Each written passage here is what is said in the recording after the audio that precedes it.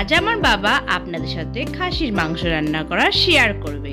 বেশিরভাগ সচরাচর বাবাই বাড়িতে রান্না করে। প্রথমে কড়াই তেল নেবে, তারপরে তেজপাতা, শুকনো লঙ্কা, এলাচ, গোটা জিরে, লবঙ্গ সব তেলে দিয়ে দিবে। ফোড়ন যতক্ষণ গরম হচ্ছে ততক্ষণ আপনাদেরকে আমি কিছু মশলার রেসিপি শেয়ার করব। এই মশলাটা আমার বাবা বানিয়েছে, এরও রেসিপি বা মশলার রেসিপি আমি আপনাদের সাথে শেয়ার করব।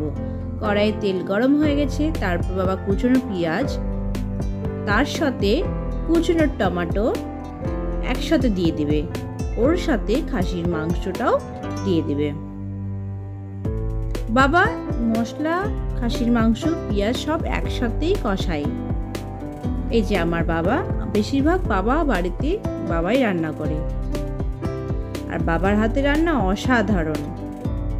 অল্প পরিমাণে লবণ দিয়ে মাংসটাকে ভালো করে নেড়ে চেড়ে ঢাকা দিয়ে বাবা রেখে দেবে।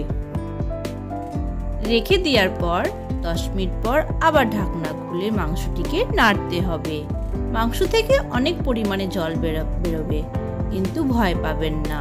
ওর মধ্যেই আমার বাবা সব মশলা, আদা বাটা, রসুন বাটা, জিরে বাটা, লঙ্কা বাটা, হলুদ, ধনের গুঁড়ো, সব লঙ্কার গুঁড়ো সব একসাথে বাবা দিয়ে দেবে।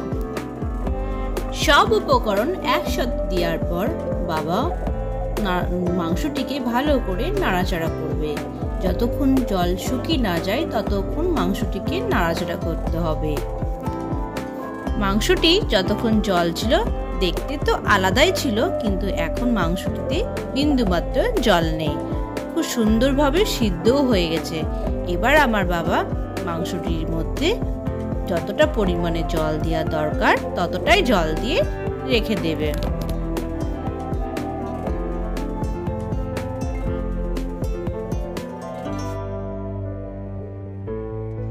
আমাদের মাংসটি হয়ে এসছে। বাবা যে ঘরোয়া পদ্ধতি যে মশলাটা বানিয়েছিল সেই মশলাটা এই মাংসতে দিয়ে দেওয়া হয়েছে। এরপরে বন্ধুরা, আমার বাবার খাসির মাংস রান্নাটা কেমন লেগেছে অবশ্যই জানাবেন। বাড়িতে খাসির মাংস হবে আর কলার পাতায় ভাত খাবো না তাই কোনোদিন হয়? আজকে বাড়িতে সবাই আমরা কলার পাতায় ভাত খাবো।